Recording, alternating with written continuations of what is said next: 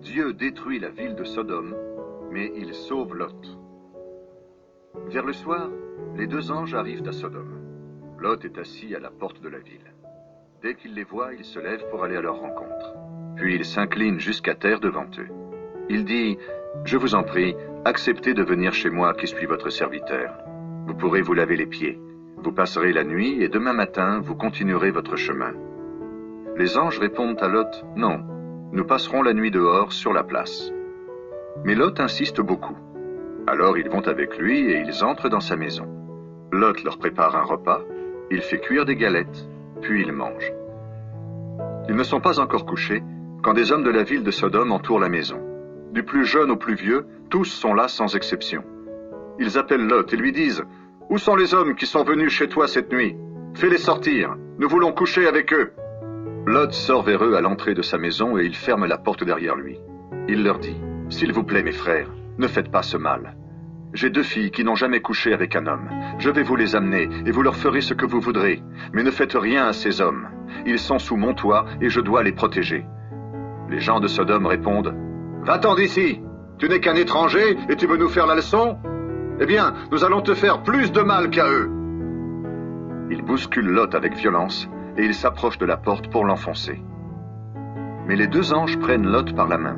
Ils le font rentrer avec eux dans la maison et ils ferment la porte. Ils rendent aveugles tous ceux qui sont à l'entrée de la porte, du plus petit au plus grand. Alors, ces gens ne peuvent plus trouver la porte. Les deux anges disent à Lot, « Est-ce que tu as encore ici des gens de ta famille, un gendre, des fils, des filles, n'importe quel parent? Emmène-les loin de la ville. En effet, nous allons la détruire. Le Seigneur a entendu dire beaucoup de mal des habitants de la ville, c'est pourquoi il nous a envoyés pour la détruire. » Lot va trouver ses gendres, ceux qui devaient se marier avec ses filles. Il leur dit, « Vite, partez d'ici. En effet, le Seigneur va détruire la ville. » Mais les gendres de Lot croient qu'il ne parle pas sérieusement. Dès qu'il fait jour, les anges poussent Lot à partir. Ils lui disent, « Debout, prends ta femme et tes deux filles qui sont ici.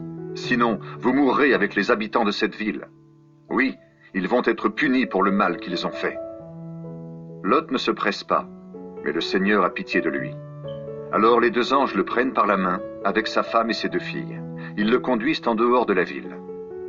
Après qu'ils les ont fait sortir de la ville, l'un des anges dit à Lot, « Fuis pour sauver ta vie, ne regarde pas derrière toi, ne t'arrête nulle part dans la plaine, fuis vers la montagne pour ne pas mourir. » Lot répond, « Oh non, je t'en prie, ce n'est pas possible. C'est vrai, tu as été bon pour moi, et tu m'as accordé un grand bienfait en me sauvant la vie. Mais moi, je ne peux pas fuir dans la montagne. Le malheur va me toucher avant et je vais mourir. Tu vois cette petite ville? Elle n'est pas loin. Je peux courir jusque-là. De plus, elle est toute petite. Laisse-moi me cacher là-bas. Alors je resterai en vie. » L'ange dit à Lot, « D'accord, j'ai encore pitié de toi. Je ne vais pas détruire cette ville-là. Pars vite te cacher là-bas. En effet, je ne peux rien faire avant ton arrivée. » C'est pourquoi on appelle cette ville Soar. Quand Lot arrive à Soar, le soleil se lève. Alors, le Seigneur fait tomber du ciel sur Sodome et Gomorrhe une pluie de feu et de poussière brûlante. Il bouleverse ces deux villes, leurs habitants, toute la région et ce qui pousse sur le sol. La femme de Lot regarde derrière elle et elle devient une statue de sel.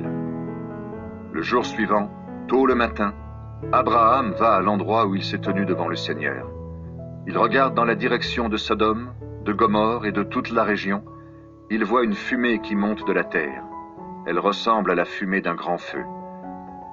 Quand Dieu a détruit les villes de cette région, il s'est souvenu d'Abraham. Quand Dieu a bouleversé les villes où Lot avait habité, il a sauvé Lot du malheur. Origine des Ammonites et des Moabites. Lot a peur d'habiter à Soar.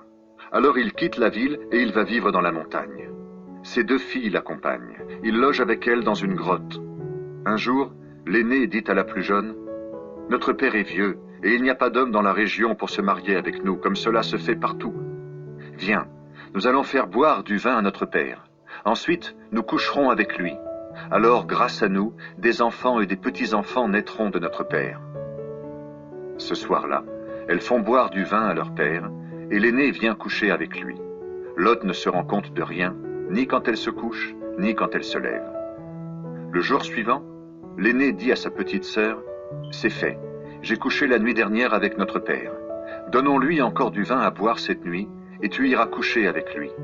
Alors, grâce à nous, des enfants et des petits-enfants naîtront de notre père. » Ce soir-là, les filles de Lot font encore boire du vin à leur père, et la plus jeune vient coucher avec lui.